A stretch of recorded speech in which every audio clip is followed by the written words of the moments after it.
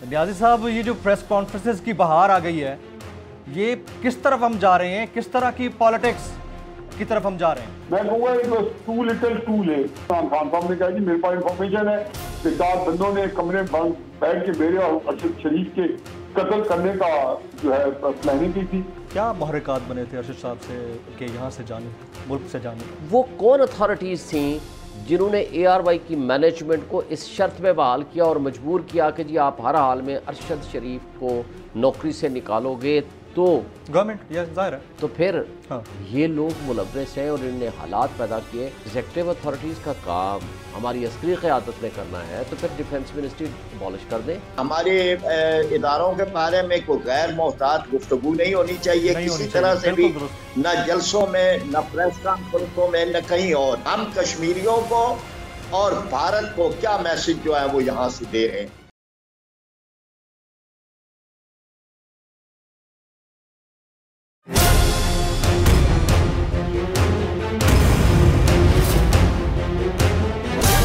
From the Islamabad studios of Bol Network, it's time for Jameel Farooqi on National Debate.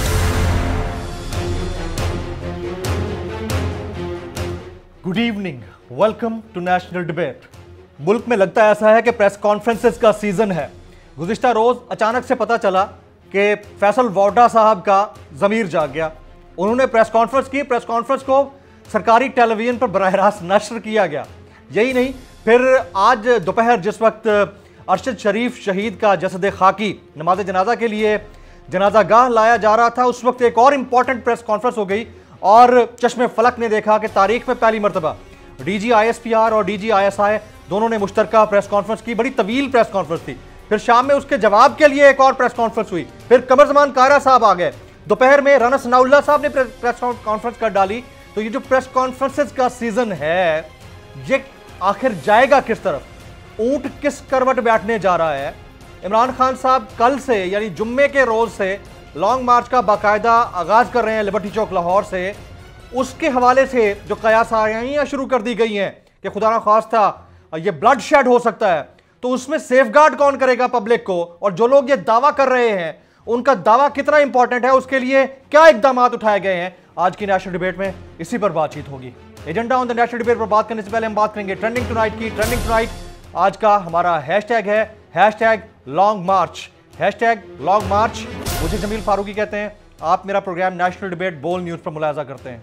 On the debate tonight आज के हमारे मौजूद मेहमान में शामिल हैं जनाब जमशेद इकबाल चीमा साहब। आप सीनियर रहनुमा हैं पाकिस्तान तहरीक इंसाफ के। आज के हमारे दूसरे मौजूद मेहमान हैं जनाब हफीजुल्लाह नियाजी साहब, सीनियर सहाफ़ी तज्जियाकार। आज के हमारे तीसरे मौजूद मेहमान जनाब डॉक्टर फरीद पराचा साहब, नायब अमीर हैं जमात इस्लामी पाकिस्तान के। और आज के हमारे चौथे और आखिरी मौजूद मेहमान है, किसी तारुफ के मोहताज नहीं है, शोएब शाहीन साहब, सदर Islamabad high court bar association. मैं तमाम मौजूद मेहमानों को प्रोग्राम में खुश आमदीद कहता हूँ। सबसे पहला मेरा सवाल जनाब हफीजुल्लाह नियाजी साहब से होगा। नियाजी साहब, ये जो प्रेस कॉन्फ्रेंसेस की बहार आ गई है, ये किस तरफ हम जा रहे हैं, किस तरह की पॉलिटिक्स की तरफ हम जा रहे हैं? देखिए जी, प्रेस कॉन्फ्रेंसेस जो है वो तो खैर बाहर क्या नहीं है, उनके पास मुझे यूँ लगता है वो ताना में बजाना में कोई चॉइस नहीं थी। जिस तरीके से मतलब कल भी जो सियालकोट के अंदर इमरान खान साहब ने 3 खिताब किए, एक मेरे कॉलेज में स्टूडेंट से किया, एक वकला के आगे किया और एक उन्होंने शायद किया उधर अपने वर्कर्स के आगे। और अब उसमें जब मुझे सारा खिताब किया तो उसके अंदर इतनी उनकी एग्रेसिव लैंग्वेज थी इदारों के खिलाफ कि बंदा हैरान होता है कि जी को जो लैंग्वेज इस्तेमाल की गई है, जो कुछ जो उन्होंने अल्फाज इस्तेमाल किए हैं वो तकलीफ दे थे। तो आज मेरा ख्याल है वो भरे पड़े थे। मैं कहूँगा it was too little too late. यानी कि शायद टू लिटिल तो नहीं था, आज उन्होंने खूब दिल की भड़ास निकाली है तो हमारे दोनों जर्नैलों ने, लेकिन टू लेट था। इतने अरसे से वो लगे हुए थे।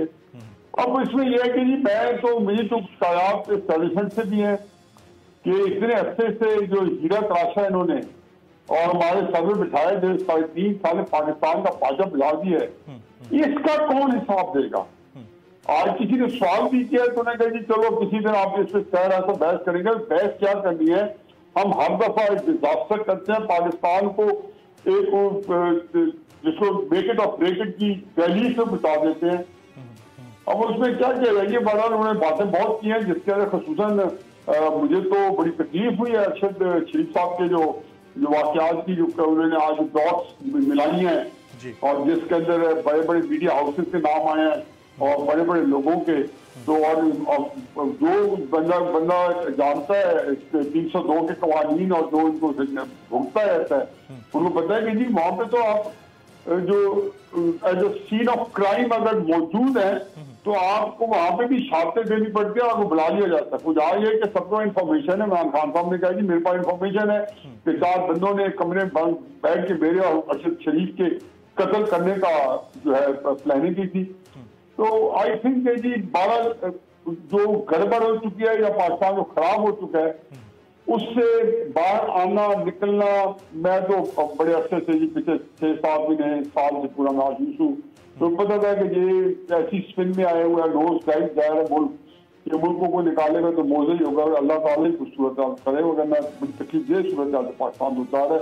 और इसकी जिम्मेदार न इमरान खान है ना ये पीडीएम की हुकूमत है, इनका कसूर यही इमरान खान साहब था कि उनके अंदर पता नहीं क्या है कि वो सिर्फ उन्हें हर चीज को जाती अनाज बोझ और झूठ बोलने का ठेका लिया हुआ है। असल जिम्मेदार इसकी हमारी एस्टेब्लिशमेंट की है, जिन्होंने ये हीरा तराश का एक तराशा और हमारे ऊपर नाफिज। हफीजुल्लाह नियाज़ी साहब, ये जो डेवलपिंग स्टेटमेंट्स हैं मुख्तलिफ लोगों की, और इवन अगर कीनियन पुलिस का देखा जाए तो वो भी अपना स्टेटमेंट चेंज कर रहे हैं वाक़े से मुतालिक, तो इसके ऊपर नहीं सवाल उठता कि ये क्यों हो रहा है, बार बार हो रहा है, मुसलसल हो रहा है। कल फैसल वाडा साहब का अचानक से बैठे बैठे ज़मीर जाग गया, उसके ऊपर कुछ कमेंट करना चाहेंगे नियाज़ी साहब? जी देखिए पहले दिन से चीजें मशकूक थी, फिर इसमें दो राय नहीं है कि जिस तरीके से अरशद शीशा को नैरेटिव बने, तो अगर आप बहुत ज्यादा कोई एक खासा बायस माइंड नहीं है, तो जैसे उसमें मर्डर हुआ है तो पहला ज़हन यही है कि हमारी एस्टैब्लिशमेंट मौत होगी, क्योंकि हमने नैरेटिव यहाँ पाकिस्तान के अंदर उसे जाने से पहले कहा ये जानो खतरा पाकिस्तान जा रहा है, छोड़ है। अच्छा, हर एक ने ये सोचा कि वाकई यार किसी बंदे ने उसे तंग किया और लोग यहाँ होते भी रहे, यहाँ पे क्या क्या नहीं साफी के साथ कितने साफी मारे जा चुके हैं, कितने बेचारे जो है वो जलीलो ख्वार हुए हैं। मैं खुद जो है 3 साल में कॉलम जंग में बांध रहा है, मुझे जियो के अंदर उन्होंने कन्फाइन कर दिया था फॉर गुड 3.5 ईयर। तो एक ख्याल आया, अब ये एक बहुत बड़ी चीज है कि पाकिस्तानी फौज जो है, अगर पहली बात है कि अगर ये काम में किसी तरीके से उसका कोई ट्रेसेस मिलते हैं, कोई नक्शे पाउन तक पहुंचता है तो एक स्थान है, अगर नहीं है उनके खिलाफ प्रोपेगेंडा हो रहा है तो एक और स्थान है कि पाकिस्तानी फौज को हमें पता है कि पूरी दुनिया में से आधी से ज्यादा जो है वो मौके की तलाश में कि पाकिस्तानी अफवाज को इंटरनेशनल लेवल पे मार्जिनाइज किया जाए। इंडिया है, इंडिया के पीछे वेस्टर्न कई ताकतें हैं, वो हमेशा यही चाहते हैं। FATF में इसमें तो डाल रखा है कि हमारी फौज के ऊपर ही इंतजाम हैं सारे FATF के अंदर से, तो ये बड़ा तकलीफदेह पीरियड था।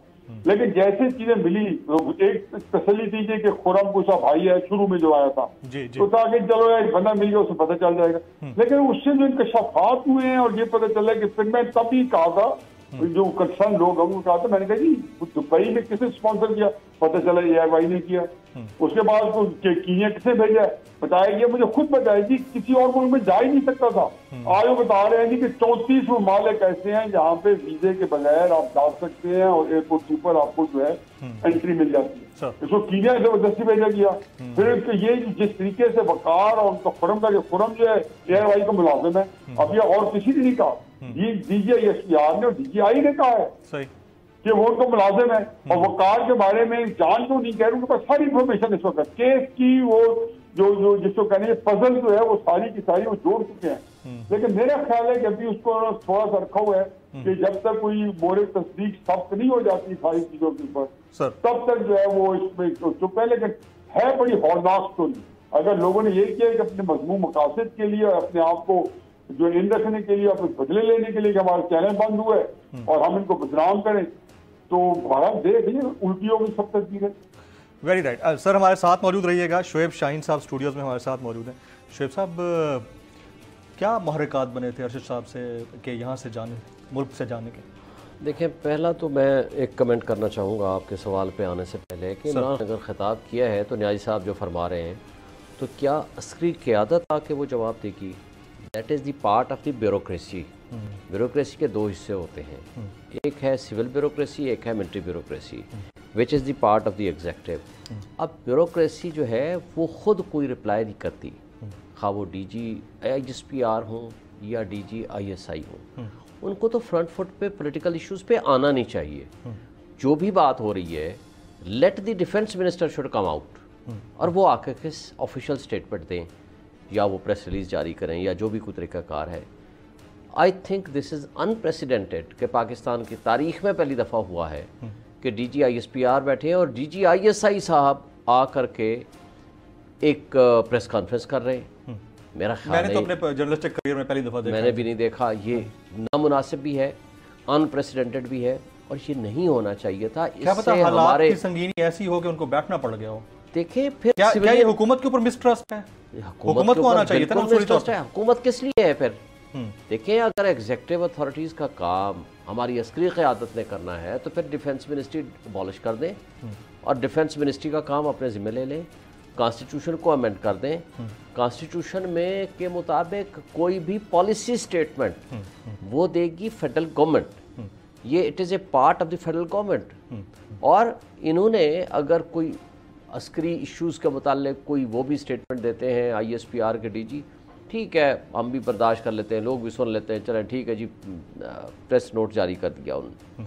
लेकिन प्रेस कॉन्फ्रेंस एक पॉलिटिकल इशू पे, एक मुल्क की सलामती के इशू पे और इन जो इंटरनल इश्यूज़ हैं इनके ऊपर करना, मैं समझता हूँ कि ये नामुनासिब भी था, मुल्क के लिए बेहतर भी नहीं है, अनप्रेसिडेंटेड भी है और मौजूदा हुकूमत के ऊपर मिसट्रस्ट भी है। और इससे एक चीज़ का तासुर मिलता है कि इसका मतलब है कि मौजूदा गवर्नमेंट सिर्फ डमी दिखाने के लिए बिठाई हुई है, असल पावर इसका मतलब है हमारी एस्टेब्लिशमेंट के पास है। इसके बाद में आप आगे अरशद शरीफ साहब के क्वेश्चन क्यों गए वो यहाँ से? देखिए, 15 FIR कटी उनके खिलाफ और सिर्फ FIR नहीं कटी, जिस तरह जिस अंदाज में, दो बातें बड़ी अहम है। जिन हालात में उसको निकलना पड़ा उसी तरह के हालात में पहले साबिर शाकिर यहाँ से भाग के गए हुए थे, उसके साथ आप अपना केस जोड़ लें, किस तरह आपको गिरफ्तार करके आपके ऊपर तशद्दुद किया गया। गिरफ्तार से पहले अब्डक्ट हुआ हूँ मैं, पहले अब्डक्शन हुई फिर गिरफ्तारी हुई, उस इन द मीनवाइल आपके ऊपर तशद्दुद हुआ। अब आप रीसेंट माजी में देख लें, बल्कि रिसेंटली देख लें, साले साहब का मैं जब उनकी तस्वीर देख रहा था कि जैसे आपको याद होगा कि तालिबान जब बंदू को गिरफ्तार करने थे और उनको मर्डर करने से पहले उनके गले में इस तरह पट्टा सा लटकाते थे, उनके नाम लिखते थे और उनकी स्टेटमेंट उनकी करा के उसके बाद उनको कत्ल करते थे, वो उनके साथ बिहेव कर रहे हैं। उससे पहले सिटिंग MNA, उससे पहले आजम सवाती साहब की स्टेटमेंट मैंने सुन रहा था और देख रहा था, उनको नंगा करके आप तशद्दुद कर रहे हो। उससे पहले शहबाज गिल के साथ जो कुछ किया वो तो अब रिपोर्ट आ गई, मेडिकल रिपोर्ट आ गई, कोर्ट में जमा भी करा दी और कोर्ट ने आज से 1 महीना 1.5 महीना पहले लिखा कि जी आप इसके ऊपर जुडिशल कमीशन बनाए, गवर्नमेंट को लिखा। कोई जुडिशल कमीशन नहीं बना, उन्होंने कहा हाई कोर्ट के कोई रिटायर्ड जस्टिस की सरबराही में कमीशन बनाए जो इसके तशद्दुद के ऊपर की जाने वाली जो है वो तशद्दुद को डिग आउट करे। जब आपने ऐसा माहौल क्रिएट करा, इमरान रियाज के साथ उन्होंने क्या किया और अयाज अमीर के साथ क्या किया। मैंने खुद, ये कोई जून की बात है, एक रिजीम चेंज के ऊपर सेमिनार किया था और वहाँ जो मुकर्रीन आए थे उन सब के साथ इस तरह का सलूक हुआ। देखिए, बात यह है कि अगर आप ऐसा माहौल क्रिएट कर देंगे कि जिसमें जब चाहें बग़ैर पूछे, ये तो अतर अल्लाह साहब आए और उन्होंने आकर के, हालांकि कराची बेंच के फैसले के बावजूद ARY को और बोल को बंद रखा गया काफ़ी दिनों तक। फिर अतर साहब जब आए उन्होंने टाइम पाउंड किया कि जी इतनी देर में अगर नहीं करेंगे तो पैमरा का चेयरमैन भी आए, सेक्रेटरी इन्फॉर्मेशन भी आए, पर्सनल कैपेसिटी पेश हो तो फिर हम देखते हैं कि कैसे कंटेम्प्ट ऑफ कोर्ट की प्रोसीजर करते हैं। फिर जाकर इन्होंने बहाल किया। देखें, जो आपने माहौल क्रिएट कर दिया था कि आप सिर्फ गिरफ्तार नहीं करते थे, उसके साथ आप तशद्दुद करते थे और उसके साथ उनको आप नंगा करते थे और लाइफ थ्रेट भी था। तो जब ये हालात क्रिएट कर देंगे तो फिर अब इससे भी आप आगे चलते हैं। वो बाहर बैठ के भी ARY के साथ तो कनेक्टेड था। वो कौन अथॉरिटीज़ थी जिन्होंने ARY की मैनेजमेंट को इस शर्त में बहाल किया और मजबूर किया कि जी आप हर हाल में अरशद शरीफ को नौकरी से निकालोगे तो गवर्नमेंट, या जाहिर है। तो फिर ये लोग मुलव्वस हैं और इन्होंने हालात पैदा किए। अब उसको डिपोर्ट करने का जो कुछ कहा गया, वहाँ दुबई से यूएई वाली गवर्नमेंट ने कहा कि हमें गवर्नमेंट का प्रेशर है कि हम आपको ओनली 48 आवर्स देते हैं। 48 आवर्स में आप निकल गए ठीक, नहीं तो हम आपको डिपोर्ट कर देंगे। मजबूरी थी कीनिया, अब उनके सामने वही आया, उधर निकल जो आया उधर निकल गया। और साथ उन्होंने यूके गवर्नमेंट को भी अप्रोच किया, वो भी नहीं हो सका। उन्होंने कहा अपने मुल्क में जाइए, अपने मुल्क से आप जाकर के अप्लाई कीजिए। और उसने यहाँ बेल बिफोर अरेस्ट की अप्लाई भी कर रखा था, शायद मेरी इन्फॉर्मेशन मुताबिक 27 तारीख को डेट भी फिक्स थी। He was pressurized. लेकिन जो हालात पैदा कर दिए गए, जो घुटन का माहौल क्रिएट कर दिया गया, जिस तरह आज़ादी सहाफत का गला घुटा गया, तो माहौल मजबूर करके उसको क्रिएट किया गया जिससे वो मुल्क से बाहर। यहाँ पर एक इम्पॉर्टेंट स्टोरी शेयर करना चाह रहा हूँ। अब से थोड़ी देर पहले चौधरी गुलाम हुसैन साहब ARY न्यूज़ के 7 बजे के जो प्रोग्राम के तज्जियाकार हैं, एंकर पर्सन, उनको भी अपनी तहवील में ले लिया गया है। FIA ने उनको अपनी तहवील में लिया है। जमशेद इकबाल चीमा साहब, इंतहाई इंपॉर्टेंट डेवलपमेंट्स। कल रात फैसल वाडा साहब ने एक प्रेस कॉन्फ्रेंस की। आज जिस वक्त अरशद शरीफ साहब शहीद के जसद खाकी को ले जाया जा रहा था नमाज जनाजा के लिए, उस वक्त एक इंपॉर्टेंट प्रेस कॉन्फ्रेंस हो गई। ये टाइमिंग कितनी इंपॉर्टेंट है back to back press conferences की? अभी चौधरी गुलाम हुसैन साहब को FIA ने तहवील में लिया। टाइमिंग तो सारी आउट हो गई है। अच्छा। तो मैं समझता हूँ कि शायद कुछ लोग जहनी तौर पर बीमार हैं, जो जिनको आप कह रहे याद ही नहीं है वो कर क्या रहे हैं।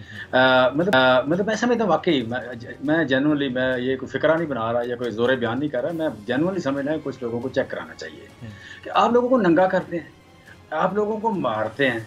भाई मारना और नंगा करना इस वक्त आपसे लेके और अरशद शरीफ तक, चौधरी गुलाम हुसैन तक, मोहित पीरजादा तक, साबर शाकर, कौन, आजम स्वाति, कौन सा बंदा है जिसने अपने बयान से पीछे हटाए? कौन सा बंदा है कि जिसके ख्यालात जो पहले थे वो आज भी वही नहीं है? मतलब आपने 10, 20, 30, 40, 50 लोगों को पकड़ा, नंगा किया, मारा, लेकिन किसी के नजरियात चेंज हो गए और अवाम में आप बिल्कुल आइसोलेट हो गए, एक 4 दीवारी में कैद हो गए। आप जो मतलब आपने एक सिंबल ऑफ हेट बन गए। तो मतलब आप क्या कर क्या रहे हैं? सो मैं समझता हूँ कि ये 2-4 लोग, जो भी 1 है, 2 है, 4 है, 5 है, जितने भी हैं, मैं समझता हूँ कि ये शायद इंसानों की बस्ती में रहने के काबिल नहीं। आप मतलब इंसानों की बस्ती में लोग इस तरह तो नहीं रहते। और दूसरी बात यह है कि मैं नहीं समझता, मैं बिल्कुल नहीं समझता कि आजम स्वाति से कोई भी जर्नैल जो है वो ज्यादा बाइज्जत है। मैं बिल्कुल नहीं समझता। मैं समझता हूँ कि MNA, एक जर्नैल, चीफ, एक जज और एक पहले पार्लियामेंटेरियन, सारे रिस्पेक्टेबल, अच्छा सारे रिस्पेक्टेबल। तो आपको बर्तरी कैसे हो गई? आपको मतलब आपको एज कैसे हो गया कि आप इतने ज्यादा अनटचेबल हैं, इतने होली काऊ हैं? मतलब इस मुल्क में हम 22 करोड़ 75 लाख लोगों की बात करेंगे, हम किसी एक होली काऊ की बात नहीं करेंगे, हम किसी एक अदारे की बात। विद तकद्दस, आपका तकद्दस घर में रखो। मतलब 22 करोड़ 75 लाख लोगों का तकद्दस नहीं है, वो नहीं है इंसान, वो बराबर के स्टेक होल्डर है। 1 वोट 1 मैन, 1 मैन 1 वोट, यही लोगों का यहाँ पे आप कह लें स्टेक भी यही है और लोगों का वजन भी इतना ही है, इससे ना कम है ना ज्यादा। लिहाजा ये बात छोड़ दें, ये हरकतें छोड़ दें कि जिससे आप कह लें कि ये अदारे इस मुल्क के लिए, हर मुल्क के लिए अदारे अहम होते हैं, हर मुल्क के लोगों को अदारे प्यारे होते हैं। लेकिन हमें सबको प्यार है जी, हम सबको प्यार है। हम अदारों को कोई तो मुल्क से उठा सके, ये तो नहीं है कि मेरे मुल्क का हम बड़े गरीब लोग हैं। 22 करोड़ 75 लाख में से कम 50% लोग आप कह लें कि जो सेकंड लाइन पॉवर्टी के उससे नीचे रहते हैं। अभी 22 मिलियन लोग नए पॉवर्टी लाइन से नीचे चले गए। भाई 22 मिलियन लोग पिछले 6 महीने की परफॉर्मेंस है कि पॉवर्टी लाइन से और ज्यादा नीचे चले गए हैं, मजीद चले गए हैं। तो आपको शर्मिंदगी नहीं होती कि आपने किया क्या है? 40 चोर लाके बैठा दिए आपने, 40 चोर लाके बैठा दिए और आपका दिल इसरार है, आप कहते हैं कि जी हम कहें कि अल्ताफ हुसैन बड़ा नेक आदमी है, नवाज शरीफ साहब ने कभी करप्शन नहीं की, जरदारी क्या नाम है, शहबाज शरीफ साहब ने कभी मनी लॉन्ड्रिंग नहीं की, जरदारी साहब ने कभी कराची की जमीनों पे कब्जा नहीं किया, कभी किसी की टांग से बम नहीं बांधा, कभी उन्होंने करप्शन नहीं की। आप ये चाहते हैं, आप चाहते हैं हम कहें कि मंजूर फलस्तीन ठीक है, आप चाहते हैं कि हम कहें कि इमरान खान बड़ा करप्ट है। भाई हम आपके ना गुलाम हैं ना आपसे मुतासिर, ना आपको। चीमा साहब आपकी इजाज़त से एक ब्रेक लेना चाहूँगा। ब्रेक के बाद जब वापस आएंगे, डॉक्टर फरीद पराचा साहब हमारे इंतहाई मुअज़्ज़ज़ मोहतरम जमात इस्लामी के नायब अमीर हमारे साथ मौजूद हैं। उनसे पूछूंगा कि अरशद शरीफ साहब की शहादत एक बहुत बड़ा सानिया है, एक पढ़ा लिखा शख्स इस तरह से गया है, बड़ी तकलीफ़ की बात है, लेकिन उनकी शहादत के ऊपर सियासत का होना और सियासी इदारों से वाबस्ता जो इदारे नहीं हैं उनका भी उसमें इन्वॉल्व हो जाना और बात करना उसके ऊपर कितना इंपॉर्टेंट है। After this break.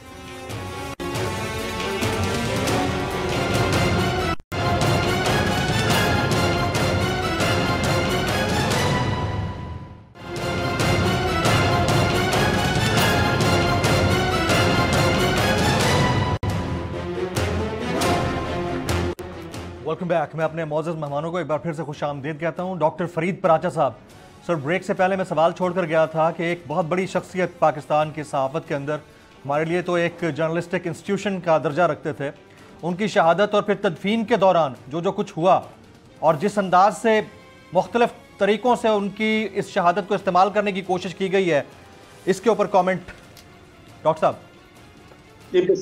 बिस्मिल्लाहिर्रहमानिर्रहीम। बिलाशुबा अरशद शरीफ जो है वो बहुत ही एक नफीस इंसान, भले इंसान, जेंटलमैन, बहुत सारी इंसानी खूबियों के और सहाफियाना खूबियों के मालिक थे और उन्होंने हमेशा संजीदगी के साथ गुफ्तगू की, संजीदगी के साथ लिखा।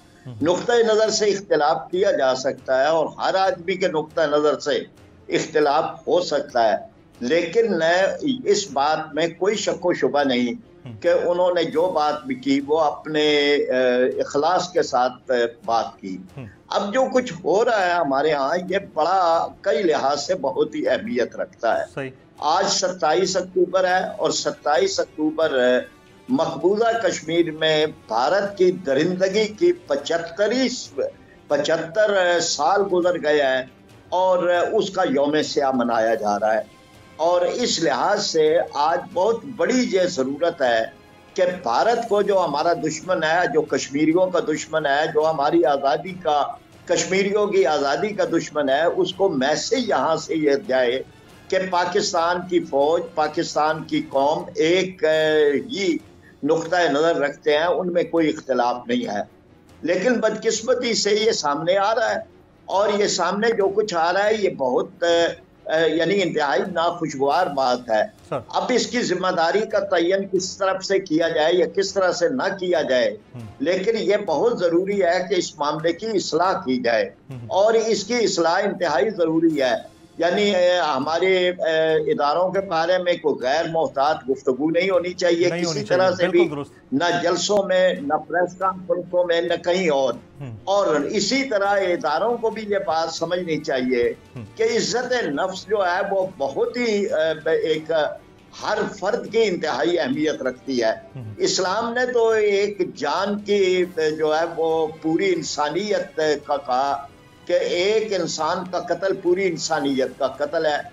फिर इसी तरह से हराम करार दिया कि किसी मुसलमान की जान, माल और उसकी हुर्मत दूसरे के लिए हराम है, यानी बगैर किसी उसके कानूनी तरीके के।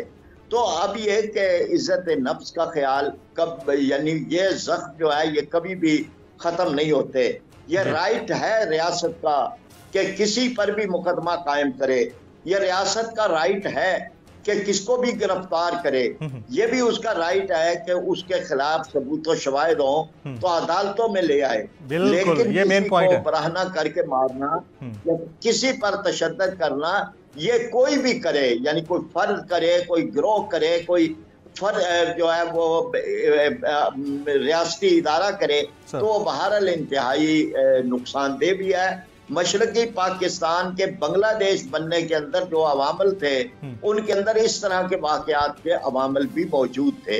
इसलिए ये बहुत ज़रूरी है, जैसे मैंने कहा कि आज 27 अक्टूबर है, तो और ज़्यादा हमें इस बात को की तरफ तवज्जो देनी चाहिए कि हम कश्मीरियों को और भारत को क्या मैसेज जो है वो यहाँ से दे रहे हैं। Very right. डॉक्टर साहब साथ रहिएगा। शुएब शाहीन साहब, चौधरी गुलाम हुसैन साहब को अरेस्ट कर लिया गया, FIA ले गई, हिरासत में लगी। अब देर पहले की बात, बड़ी ज्यादती है। देखिए, मैं तो समझता हूँ कि फाशिस्ट गवर्नमेंट क्या होती है, ये फाशिज्म नहीं है तो और क्या है। यानी जो हक की बात करे, जो फ्रीडम ऑफ स्पीच क्या है, फिर हमारे फंडामेंटल राइट्स सस्पेंड हो जाने चाहिए। यहाँ इसका मतलब है इमरजेंसी नाफिज हो जानी चाहिए। आइन सिर्फ दस्तूर लिखा हुआ है कागज़ों में, प्रैक्टिकली उसकी कोई अहमियत नहीं है। यानी ये दुख की बात है कि worst kind of violation of fundamental rights या ह्यूमन राइट्स मैं समझता हूँ कि आज हो रहा है। हमने ये कैफियत, यकीन करें, हमने मार्शल लॉ के ख़िलाफ़ तहरीक चलाई, वकला की, मैं फ्रंट फुट पे था। इफ्तिखार मोहम्मद चौधरी साहब की सबसे पहली पटिशन आज भी रिकॉर्ड में मौजूद है, वो मैंने अपने नाम से की थी। उसके बाद फिर बाकी पटिशन आई, इफ्तिखार मोहम्मद चौधरी साहब सब्सिक्वेंटली अपनी पटिशन उनकी आई, फिर वो चली। कहने का मतलब है हमने तो खुल के उनके ऊपर तनकीद की, मुजाहरे किए, उनके ख़िलाफ़ हंगामे किए, सब कुछ किया, लेकिन किसी एक दिन भी मतलब है कि ठीक है गिरफ्तारियों भी हमारी कई लोगों की होती रही हैं और हम लोगों की भी हुई और बहुत शायद सब बहुत सारे, लेकिन यार ये घुटन का माहौल नहीं था। पूरा मीडिया हमें दिखाता था, किसी जगह ब्लैकआउट नहीं होते थे और हमारे साथ ये जो तशद्दुद का रवैया है ये नहीं होता था। ठीक है लाठीचार्ज भी होते थे, तशद्दुद भी हुए, बहुत सारी चीज़ें, लेकिन यार वो मार्शल लॉ था। ये सिविलियन गवर्नमेंट है, ये कर क्या रही है जो एक दिन कोई बात करे। सिविल मार्शल लॉ का नाम दे रहे हैं, मैं ये कहना चाह रहे हैं ये मार्शल लॉ से बदतरीन मार्शल लॉ है कि ये सिविलियन हुकूमत वो काम कर रही है जो मार्शल लॉ ने भी नहीं किया। यानी आज वो कोई बंदा बात करे अगले दिन उनको उठा लिया जाता है, कोई बंदा बात करे उनको उठा करके या FIA या पुलिस। इमरान खान के खिलाफ क्या 27 FIR कटी और जो बाकी हमने बातें की हैं, कोई पॉलिटिकल वर्कर सेफ नहीं है, कोई साफ़ी महफूज नहीं है, कोई बंदा महफूज नहीं है, कोई सिटीजन ऑफ पाकिस्तान महफूज नहीं है। यानी यार करना क्या चाहते हैं आप? ये आपकी 5 महीने 6 महीने की जो हुकूमत है ये आपकी कारकर्दगी है। आप तो आए थे कि जी हम महंगाई मुकाओ मार्च लेकर आ रहे हैं और लोगों को फैसिलिटेट करना है, ये महंगाई हो गई जी, 1 रुपया भी रेट बढ़ता है पेट्रोल का तो हमें बड़ा तकलीफ और दुख होती है। ये आपकी स्टेटमेंट थी। आपने कहा बिजली हम कम करेंगे और ये करेंगे, सारे उनके एब्डक्शंस के ऊपर खासतौर पर चौधरी गुलाम हुसैन साहब के साथ हुआ। आप Islamabad high court bar association क्या करेगी? सारे पहले तो हम इसको तहकीक करेंगे कि क्यों उठाया, किस बात पे उठाया, हम इसकी मजम्मत करते हैं और इंशाल्लाह हम पूरी कोशिश करेंगे कि इनकी प्रोटेक्शन कराएं और इनके लिए कोई पिटीशन फाइल करें और इनको इस्लामाबाद हाई कोर्ट से जो भी उनको रिलीफ मिल सकता है, बेल हो सकती है या जो भी कुछ मुकदमा देखना होगा, क्या मुकदमा देखना होगा है क्या, लेकिन जो कोई मैक्सिमम लीगल एड हो सकती है हम ज़रूर करेंगे। लेकिन हम इसकी शदीद अल्फाज में मजम्मत करते हैं। हम ये समझते हैं कि ये अनकॉन्स्टिट्यूशनल एक्ट है, हम ये समझते हैं कि ये violation of fundamental rights and violation of human rights है। ये कॉन्स्टिट्यूशन के साथ साथ जो लोगों की चादर चार दीवारी का तहफ़्फ़ुज़ जिन्होंने करना है, जो इदारे या जो लोग उनको पामाली कर रहे हैं, मैं समझता हूँ कि जो आगे जुडिशल कमीशन बनेगा उसके अंदर इन लोगों का भी सारे केसेस जाने चाहिए। बल्कि मेरा तो आपके तवस्सुत से ये मुतालबा है चीफ जस्टिस ऑफ पाकिस्तान से कि अरशद शरीफ की जो जुडिशल इंक्वायरी है वो काजी फाइसा साहब के जिम्मे दी जाए। काजी साहब ने मेमो गेट के ऊपर भी कमीशन की सरबराही की थी। काजी साहब ने कोयटा जो हमारी शहादत हुई थी, हमारे 56 वकील शहीद हुए थे, उसकी भी कमीशन की सरबराही की थी और वो बड़े इंडिपेंडेंट और सीनियर मोस्ट जज हैं। तो इसलिए मेरी एक मुतालबा होगा कि आप काजी साहब की सरबराही में और फिर जो नीचे असिस्टेंस मिल सकती है, IT के स्पेशलिस्ट, फॉरेंसिक के स्पेशलिस्ट और इंटरनेशनल लेवल के जो इन्वेस्टिगेशन के जो कंसर्न लोग हैं उनको इनकी अवनत के लिए दिया जाए ताकि जो सच है वो सामने आ सके। और इंशाल्लाह हम अनकरीब कस्टोडियल टार्चर और human rights guaranteed under the constitution इस पे हम एक सेमिनार भी करने लगे हैं और हम इंशाल्लाह इस पे कोई हाईलाइट भी करेंगे चीज़ों को और हम खुल के इन मसाइल का तदारुक के लिए, ताकि आगे जो सिटीजन ऑफ पाकिस्तान है उनके साथ ये ना हो जो आज हो रहा है। मैं समझता हूँ कि इसके तदारुक के लिए अदालतों को अपना रोल अदा करना होगा। Absolutely right. एक ब्रेक लेते हैं सर आपकी इजाज़त से, अभी हमारे पास टाइम है। एक ब्रेक के बाद जब वापस आएंगे जमशेद इकबाल चीमा साहब से पूछना है कि लॉन्ग मार्च की आप लोगों ने तैयारी कर ली, इधर गिरफ्तारियां हो रही हैं, ऊपर से प्रेस कॉन्फ्रेंसों में ये कहा जा रहा है, जैसे वार्डा साहब ने कहा कि लाशें गिर सकती हैं, ये बड़े स्ट्रॉन्ग स्टेटमेंट्स हैं। आप लोग किस तरह से तैयारी करेंगे और सेफ गार्ड करेंगे पब्लिक को आफ्टर दिस ब्रेक?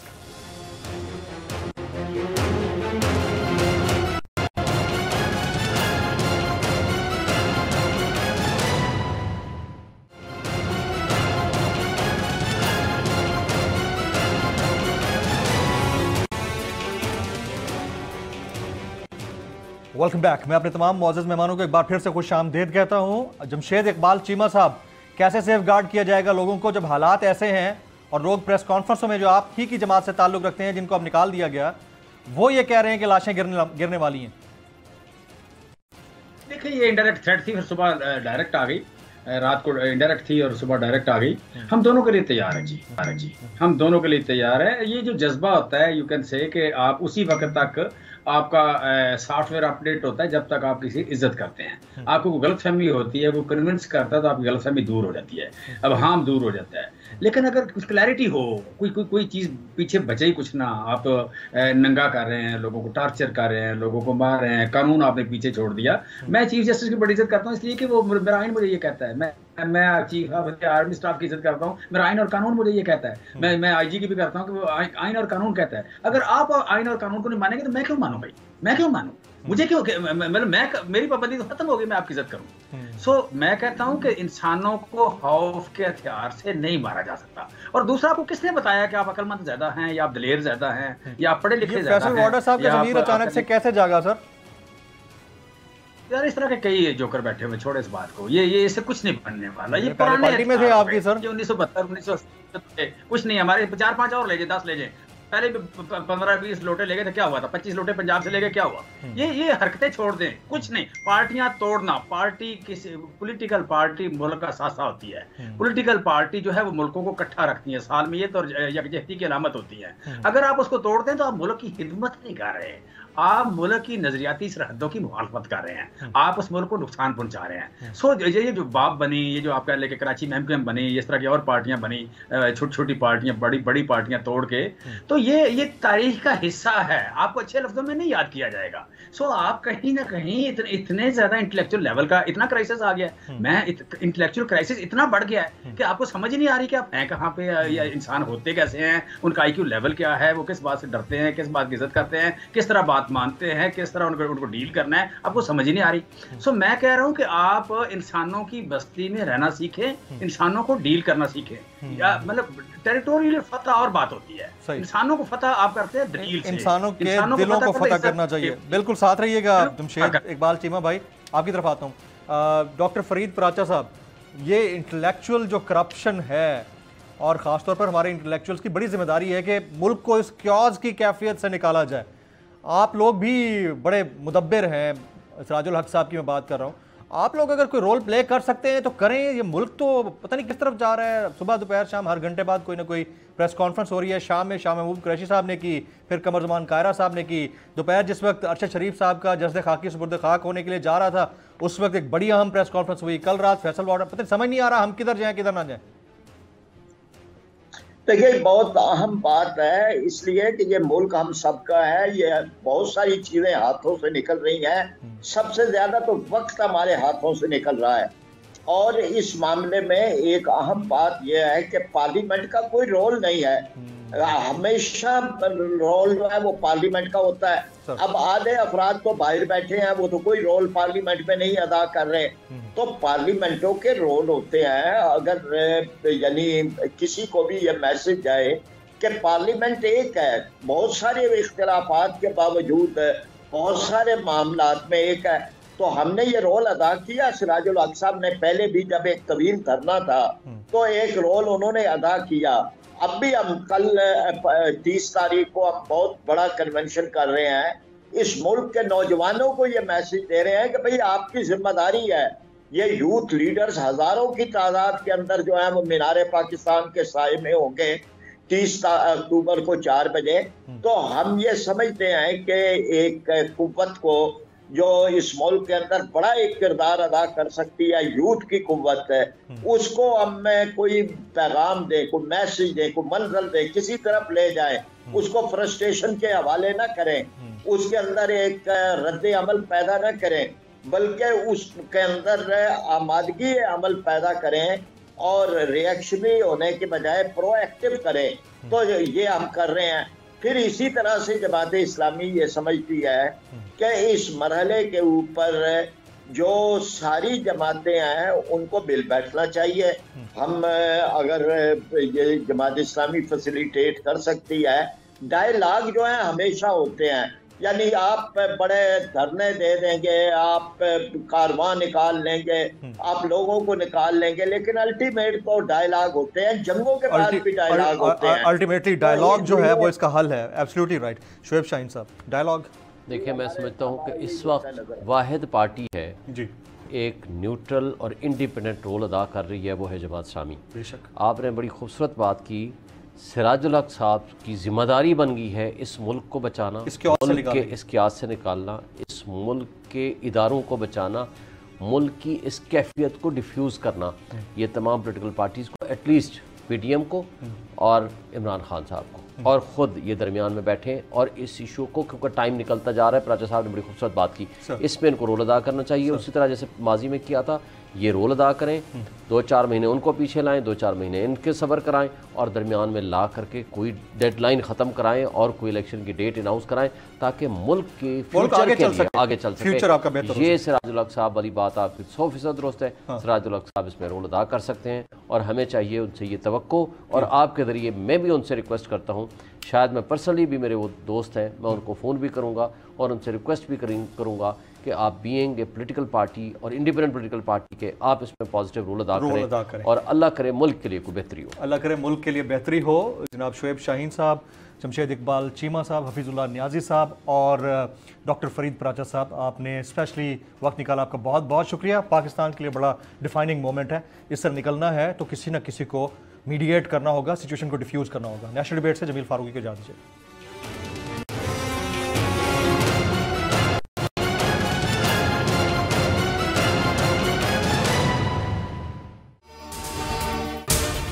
अगर आपको ये वीडियो पसंद आई हो तो सब्सक्राइब कीजिए और बेल आइकन जरूर हिट कीजिएगा। मैं आज आपके सामने लॉन्ग मार्च का ऐलान कर रहा हूं जुमे को, मैं लीड करूंगा उसको। कप्तान का हकीकी आजादी मार्च। उन्होंने कंटेनर रखे तो हटा दोगे। दिन हो या रात, वो न्यूज 24 घंटे रहेगा साथ। सबसे बड़ी टीम, सबसे मोतबर पैनलिस्ट के साथ, सबसे बड़ी कवरेज।